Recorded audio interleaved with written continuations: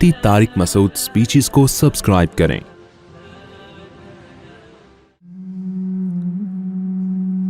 ये जो इस्लाम ने अरबों को वुजू का हुक्म दिया, पानी से इस्तिंजा की तरगीब दी, ये आज तो बड़ी आसानी से समझ में आ रही है। उस दौर में इस सफाई की तरगीब दी है जब पानी महंगी तरीन चीज थी अरब में। इस्लाम के मिजाज में सफाई समझनी हो ना तो उस कल्चर के लिहाज से समझो। आज तो हर नलके में पानी है, कराची के नॉर्थ कराची में नहीं है, लेकिन वैसे दुनिया में पानी बहुत है। यहाँ तो नहीं है पानी, है तो टैंकर मंगवा रहे हैं, हम भी सब लोग मंगवा रहे हैं।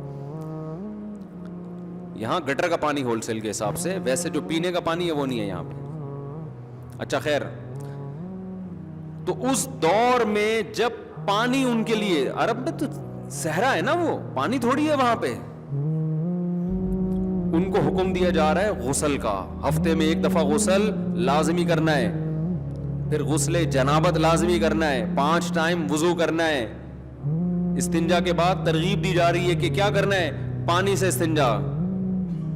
उस वक्त ये बहुत मुश्किल हुक्म था इस्लाम का। तो इससे इस्लाम के सफाई का मिजाज, इस्लाम तहारत पे सफाई को कितना फोकस करता है, ये 1400 साल पहले उस माहौल में जाके ये बात करें तो आपकी खोपड़ी घूमेगी। आज बड़े विमेन राइट्स बने फिरते हैं ना।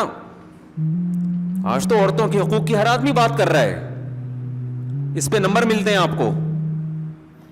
उस दौर में कोई बात करके दिखाता जब बेटी को जिंदा दफन किया जा रहा है।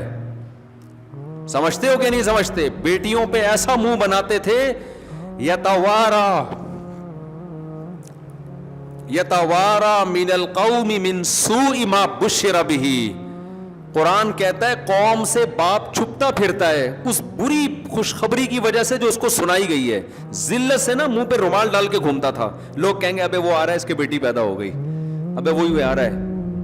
गालियां देते थे लोग, बुरा भला कहते थे। तो शर्म से क्या करता था, जैसे कोई चोरी करते हुए पकड़ा जाए, इज्जतदार आदमी हो तो वो कौम को मुंह दिखाने के काबिल रहता है? मुंह पे कपड़ा डाल के घूमेगा। यार कुछ दिन ये खबर जब पुरानी हो जाएगी तो फिर सोसाइटी में चलूंगा। यतवारा मिनल कौमी मिन सूइ मा बुश्शिरा बिही, कौम से छुपता फिरता है। और वल्ला वजहुहु मुस्वद्दन व हुवा कज़ीम, कुरान एक और बात बयान करता है कि इसका चेहरा जिल्लत से स्याह रहता है, काला चेहरा नजर आ रहा होता है, इतना जलील अपने आप को समझता है। और वहुआ कज़ीम, और घुट रहा होता है। आप जब टेंशन में हो ना और टेंशन निकाल ना सकते हो, तो जो आप मुसीबत के कड़वे घूंट पी रहे होते हो, इस अमल को कज़म कहा जाता है, अरबी में कज़म। इतनी बड़ी मुसीबत मेरे पास आ गई, बेटी की पैदाइश, फहुआ कज़ीम, और वो उस जिल्लत के घूंट को क्या करता है, पीता है। क्यों पी रहा होता है? अयुमसिकुहु अला हुनिन अम यदुस्सुहु फित तुराब, कि क्या मैं इस जिल्लत बर्दाश्त करके इसको घर में बर्दाश्त कर लूं? जिल्लत तो होगी, उंगलियां उठेंगी, बेटी का बाप जा रहा है, कि मैं जलील बन के बर्दाश्त कर लूं क्योंकि बाप की मोहब्बत नहीं चाहती कि इसको दफन करे। अम यदुस्सुहु फित तुराब, या एक दफा मैं जुल्म बर्दाश्त करके इसको दफन कर दूं और हमेशा की जिल्लत से बच जाऊं मैं। ये कंडीशन, बेटी पे ये जुल्म जिस सोसाइटी में हो ना, ये जुल्म उस सोसाइटी में मोहम्मद सल्लल्लाहु अलैहि वसल्लम अपनी बेटी नहीं, बेटी की भी बेटी को कंधों पे उठा के नमाज पढ़ाने के लिए आ रहे हैं। बहुत मुश्किल है भाई बात समझाना। सही है, मुस्लिम की हदीस है, सहाबा कहते हैं कि हम नमाज के इंतजार में थे। मस्जिद नबवी कितनी मुकद्दस जगह, अबू बकर, उमर, उस्मान, अली जैसे लोग पीछे। जोहर की नमाज है, सैयदुल अंबिया मुसल्ले पे नमाज पढ़ाने के लिए आने वाले हैं, इंतजार हो रहा है। कैसी अजीम महफिल है ना। तो कहते हैं, रावी हदीस के कहते हैं, हम देखते हैं कि नबी की बेटी यानी नवासी, जिनका नाम ज़ैनब था, छोटी सी बच्ची थी, नबी कंधे पे उठा के उनको मुसल्ले पे نماز پڑھانے کے لیے آئے ہیں. بچوں کو اتنا پروٹوکول مسلوں پہ کم از کم نہیں دیا جاتا, کیونکہ سب سے عزت والی جگہ تھی وہ, سب سے زیادہ. اس وقت میرا خیال ہے روئے زمین پر اس سے زیادہ عزت والی جگہ کوئی بھی نہیں تھی, جہاں پیغمبر کھڑے ہوئے ہیں. تو کیسی عزت دے رہے ہیں بچی کو, کہاں لے کر آ رہے ہیں؟ کندھے پہ بٹھا کے. صحابہ یہ منظر دیکھ رہے ہیں کہ جو ہم میں سب سے زیادہ عزت دار ہیں وہ اپنی نواسی کو ایسی عزت دے رہے ہیں کہ اس سے زیادہ عزت آپ نے شاید کسی کو نہیں دی ہوگی. سرور کائنات کا کندھا ہے اور مصلی ہے اور حالت ہے نماز کی. اب آپ اس کو کاؤنٹ کرنا شروع کریں. اتنی عزت بھی کافی تھی کہ کندھے پہ اٹھا کے آئیں اور مصلی پہ پھر نیچے رکھ دیں, کافی تھی نا. بہت عزت ہو جاتی عربوں کی نظر میں. نماز اپنا پراپر وے میں ایسے ہی پڑھاتے جیسے ہمیشہ پڑھایا کرتے. بھائی آج کوئی باپ بیٹی کو عزت دے گا, چھوٹی بچی کو تو اتنی دے دے گا نا, کندھے پہ اٹھا کے لے آئے گا. پہلی بات تو گود میں اٹھا کے لائے گا, گود میں اٹھا کے لائے گا. لیکن پہلی عزت کیا دی جا رہی ہے؟ گود میں نہیں, کہاں؟ کندھے پہ بٹھایا جا رہا ہے. دوسری عزت کیا دی جا رہی ہے؟ مسجد میں لے کر آ رہے ہیں. کسی دعوت میں لے جانا وہ بھی عزت ہے, مسجد میں لانا اس سے بولو نا. اب بولو گے تو بات آگے چلے گی نا, چپ بیٹھے رہتے ہو, اس سے زیادہ عزت ہے. تیسرا, بھائی لا کے بٹھا دیتے کنارے پہ. ہمارے بھی بچے کبھی رڑتے ہوئے آ جاتے ہیں, کہیں کھانچے میں بیٹھ جاتے ہیں. لیکن آپ صلی اللہ علیہ وسلم اس بیٹی کو کندھے پہ ہی بٹھا کے تکبیر تحریمہ کہہ کے نماز شروع کر دیتے ہیں. اب آپ بتاؤ اس سے زیادہ عزت کسی مخلوق کو پیغمبر کے لیے دینا ممکن ہے بھائی؟ کندھے پہ بٹھا کے کیا کر دیتے ہیں؟ نماز شروع. یہ کتنے پوائنٹ ہو گئے؟ 3. چوتھا پوائنٹ سب سے زیادہ عجیب ہے. جب آپ رکوع میں جا رہے ہیں تو ظاہر ہے بچی گر جائے گی. رکوع میں جب جائیں گے اٹھا کے کندھے سے نیچے اتار دیا, ختم ہو گئی بات. بھائی عزت دے دی بچی کو, جتنا کندھے پہ بٹھا سکتے تھے بٹھا لیا نا. اب رکوع میں جائیں گے تو ظاہر ہے گرے گی. اب بٹھاتے رہے, 4 رکعتیں پڑھا کے سلام پھیر دیتے. صحابہ دیکھ لیتے آپ نے اپنی بیٹی کی بھی بیٹی, یعنی جب بیٹی کی بیٹی کو یہ عزت دی جا رہی ہے تو بیٹی تو اس سے زیادہ قریبی رشتہ ہوتا ہے نا. کمال کی بات ہے کہ جب دوسری رکعت کے لیے کھڑے ہوئے ہیں تو دوبارہ اٹھا کے کندھے پہ بٹھا لیا اس کو, شانے پہ. 4 رکعتیں اس طرح سے پڑھائی ہیں. تیسری کے لیے کھڑے ہوئے پھر کندھے پہ اٹھا کے بٹھایا. چوتھی کے لیے کھڑے ہوئے پھر کندھے پہ اٹھا کے بٹھایا. یہاں فقہا پریشان ہیں کہ ایک طرف تو نماز میں ہاتھ ہلانے سے, حرکت کرنے سے نماز چھوٹ جاتی ہے. نبی نے اس سے پہلے کبھی ایسا عمل نہیں کیا. یہ قیاس سے ہٹ کر, ایک عام شریعت کے اصول سے ہٹ کر اتنی آپ حرکت کیوں کر رہے ہیں؟ جو شارحین محدثین کے ہیں نا, دیکھو حدیث کی شروحات بھی کچھ محدثین کرتے ہیں, کچھ ایسے لوگ کرتے ہیں جن کو اللہ نے فقہی بصیرت بہت دی ہے, جو بہت گہرائی تک پہنچتے ہیں. ہم کہتے ہیں نا 2 طبقے ہیں امت میں, ایک حدیث کو جاننے والے اور ایک فقہ کو جاننے والے. فقہ کو جاننے والے کا مطلب کیا؟ حدیث سے مفہوم نکالنے والے, اس کی گہرائی میں جانے والے. اور یہ قرآن سے بھی ثابت ہے اور حدیث سے بھی کہ اس امت میں کچھ فقیہ ہیں اور کچھ علم جانتے ہیں, اس کی گہرائی کا علم نہیں رکھتے. یہ بات قرآن سے بھی ثابت ہے اور حدیث سے بھی. لَعَلِمَهُ الَّذِينَ يَسْتَنبِطُونَهُ مِنْهُمْ. قرآن کہتے ہیں جب کوئی خبر سنو تو ایسے لوگوں کو وہ حدیث پیش کیا کرو, یہ خبر پیش کیا کرو. کچھ ایسے اللہ نے عقل مند لوگ پیدا کیے ہیں جو اس کی گہرائی میں گھس کے تمہیں اس کی حقیقت نکال کے تمہارے سامنے رکھ دیں گے. سرسری حدیثوں کے الفاظ رٹ لینا, نمبر یاد کر لینا, اس سے انسان کو تفقہ اور بصیرت حاصل نہیں ہوتی. اس سے آگے کا بھی ایک, یہ بھی ضروری ہے, اس سے آگے کا بھی ایک اسٹیپ ہے جو اللہ نے کس کو عطا کیا تھا؟ فقہائے کرام کو, جن کے نام سے آج کے اسکالر چڑھتے ہیں کہ فقہا کا ذکر کیوں کرتے ہو. سنا ہوگا نا آپ نے, یار یہ فقی کیا فقہا نے قرآن حدیث دیکھو, قرآن حدیث دیکھو. ان کا مطلب یہ ہوتا ہے کہ قرآن حدیث کا مطلب ہم سے پوچھو, فقہا سے مت پوچھو, تاکہ اپنا منجن اپنا چورن ہم بیچیں. سمجھتے ہو کہ نہیں سمجھتے؟ تو فقہا نے کیا, علامہ نووی رحمۃ اللہ علیہ شافعی فقہ کے بہت بڑے عالم ہیں. میں نے اس حدیث کی شروحات دور حدیث میں دیکھی تو سب نے یہی لکھا کہ محبت کی وجہ سے ایسا کیا نبی نے, اور یہ مسئلہ بتانے کے لیے کیا کہ بھئی بچی کا جسم ناپاک نہیں ہوتا, چھوٹا بچہ پاک ہوتا ہے, وغیرہ وغیرہ. علامہ نووی نے بڑی خاندانی بات کی. انہوں نے کہا نبی نے یہ عمل خلاف قیاس کیا ہے. مفہوم ان کا پیش کر رہا ہوں, عربوں کے دل سے بیٹی کی نفرت کو نکالنے کے لیے. واقعی, ورنہ اس کی اور کوئی لاجک بولو نہیں بنتی. حسن حسین بھی تو تھے نا, ان کو بھی بڑی عزت دی نبی نے, خطبے میں اٹھایا, لیکن اس سے زیادہ عزت نمازی کو دے رہے ہیں کہ نماز کندھے پہ بٹھا کے پڑھا رہے ہیں. آپ نے بہت محبت کی حضرت حسن حسین سے, اس میں دو رائے نہیں ہے, سیدہ شباب اہل الجنہ, جنت کے جوانوں کے سردار. لیکن بھائی اپنی نواسی کو کندھے پہ اٹھا کے چاروں رکعتیں اس طریقے سے پڑھائی جا رہی ہیں. اس کا مقصد اگر آپ غور کریں تو سوائے اس کے کہ بیٹی کو زبان سے جو آپ نے ترغیبات دی نا, آپ نے اس کو اتنا کافی نہیں سمجھا نا. زبان سے آپ 100 دفعہ بولتے رہیں, جب تک پریکٹیکل کر کے نہیں دکھاتے لوگوں کے ذہن ذہنی طور پہ تیار نہیں ہوتے. دیکھو پریکٹیکل آپ نے کر کے دکھایا, اس سوسائٹی میں بیٹی کے حقوق بیان کر کے کسی کا باپ دکھائے نا تو میں مانوں گا. آج تو ماحول بن چکا ہے, تحریکیں چل رہی ہیں, اور آج بھی وہ والے رائٹس نہیں دیے جو ہونے چاہیے. کون سے رائٹس دے دیے عورت کو؟ دیکھو یہ بے پردہ گھوم سکتی ہے.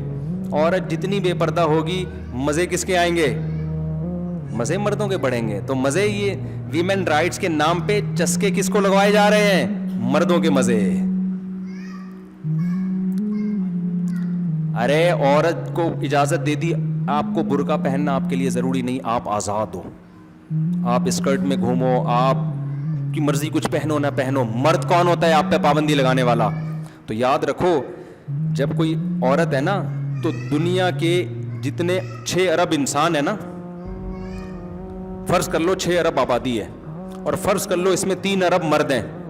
تو جب کوئی عورت برہنہ گھومتی ہے تو 3 ارب مردوں میں 2 ارب 99 کروڑ 99 لاکھ 995 یہی چاہتے ہیں کہ بے پردہ گھومے. 5 آدمی جو اس کا باپ, بھائی, شوہر, بیٹا, یہ چاہ رہے ہوں گے کہ بے پردہ نہیں گھومے. بس یہ 4-5 لوگ چاہتے ہیں کہ بے پردہ نہیں گھومے. یہ باقی سب کیا چاہتے ہیں؟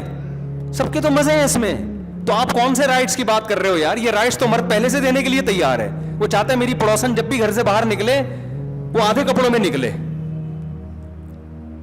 وہ تو یہی چاہے گا نا کہ یار اس کے تو مزے ہیں اس میں. تو یہ والے حقوق تو مرد چاہتے ہیں کہ عورت کو ملیں. صرف 4-5 آدمی ہوتے ہیں جو چاہتے ہیں کہ نہ ملیں.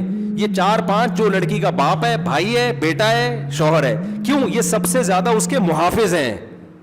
ان 4-5 آدمیوں کے کنٹرول سے نکالنے کے لیے ویمن رائٹس کے نام پہ اتنا بڑا ڈھونگ رچا لیا یار دنیا میں. مقصد کیا تھا؟ جو سب سے زیادہ اس کا خیر خواہ ہے نا, اس کو پتا ہے یہ اس طرح سے بے پردہ گھومے گی, عزت اس کی جائے گی, مزے کس کے ہوں گے؟ مردوں کے. اپنی خواہشات مرد اس سے پوری کریں گے, اور اس کو اس کا معاوضہ نہیں دیں گے جو نکاح کی صورت میں معاوضہ ملتا ہے. تو عورت کی آزادی کا مطلب ان 4 آدمیوں سے آزاد کرا کے, اور 2 کروڑ 99 لاکھ 9,995 لوگوں کی دسترس اس پر آسان کر دی جائے. یعنی ان سے آزاد کر کے ان کی غلامی میں دے دیا جائے. بہت مشکل ہے. اور جو چاہتا ہے نا کہ یہ پردے میں رہے, جو اس کا باپ بھائی ہے, وہ بھی اس کے بارے میں چاہتا ہے کیونکہ وہ اس کا خیر خواہ ہے. پڑوسن کے بارے میں وہ بھی نہیں چاہتا. اس لیے اللہ تعالیٰ نے ہر عورت پہ مردوں کا پہرا بٹھایا ہے. ہر مرد عورت کو ہوس کی نگاہ سے دیکھتا ہے, لیکن کچھ ایسے اللہ نے محرم رشتے بنا دیے محرم رشتے, جس کو باپ کہتے ہیں, جس کو بھائی کہتے ہیں, جس کو شوہر کہتے ہیں, جس کو بیٹا کہتے ہیں, جس کو چچا کہتے ہیں, جس کو دادا کہتے ہیں, یہ چند لوگ ہیں جو اس پھول کے گرد اللہ نے کانٹوں کی شکل میں پیدا کر دیے کہ کوئی اس پھول کو آسانی سے توڑنے نہ پائے. جب تک اس پھول کا بھاری بھرکم معاوضہ نہیں دیکھا, اس کی خوشبو سے فائدہ نہیں اٹھا سکتا. انہی 4-5 مرد جو اس کے محافظ تھے, میڈیا نے انہی کو اس کا دشمن بنا کے پیش کیا ہے. بیٹی کو باپ کے خلاف ورگلایا جا رہا ہے. میرے پاس شارٹ کلپ آتے ہیں موویز کے اور ڈراموں کے, لوگ بھیجتے ہیں, باپ بیٹی کو ڈانٹ رہے تو بیٹی باپ کو کی آنکھوں میں آنکھیں ڈال کے بات کر رہی ہے. جب یہ منظر بیٹیوں کو دکھایا جائے گا تو جو اس کا سب سے بڑا محافظ تھا, جب بیٹی اسی کی باغی ہو گئی تو اس کی مثال ایسے علاقے میں چور گھوم رہے ہیں اور آپ نے پولیس سے دشمنی کر لی تو چور چھوڑیں گے آپ کو؟ بلکہ پولیس والا خود کہے گا یار یہ بندہ ہے, یہ میری سنتا نہیں ہے, تو ہی اغوا کر لے اس کو. کیا خیال ہے بھائی؟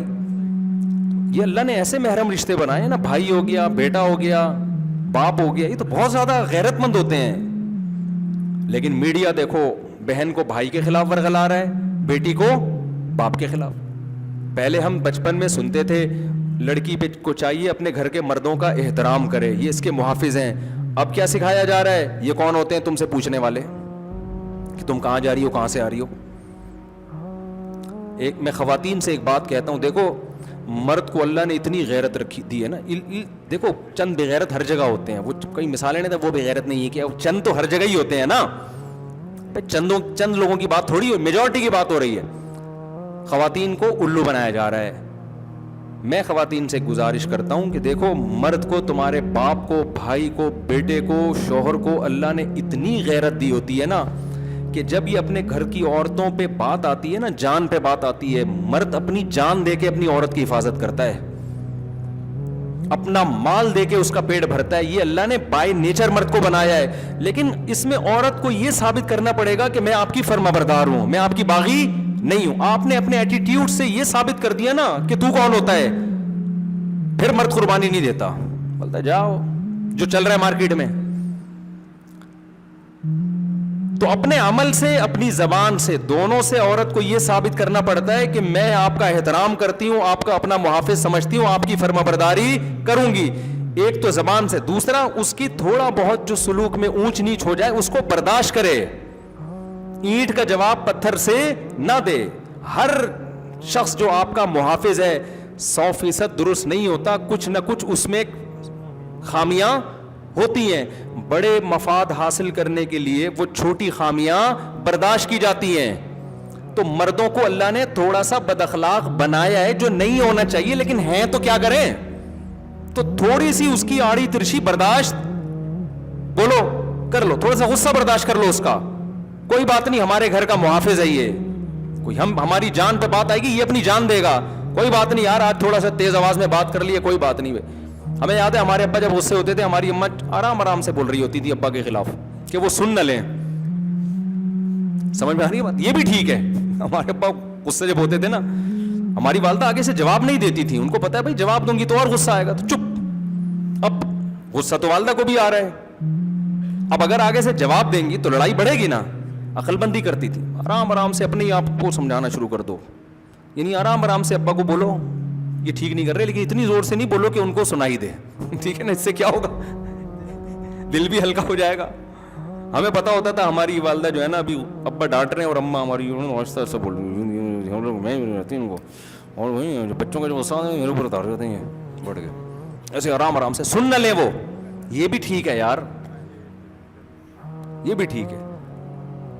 پھر جب ابا کا غصہ ٹھنڈا ہوتا تھا نارمل حالات, اور پھر مرد کو جب تھوڑی سی بھی تمیز ہونا, اس کو پتا ہے یار آج میں نے تھوڑا زیادہ کر لیا غصہ, غصے میں تو اتنا کنٹرول آج کل کس کو ہے کہ اتنا کرنا ہے, اتنے کلو سے آگے نہیں جانا. کہ کون انسان کا بچہ کہاں ہے, مارکیٹ میں ہے ہی نہیں, جو مارکیٹ میں جو چیز چل رہی ہے اسی کے حساب سے اپنے مینج کرنا ہے نا اپنے آپ کو.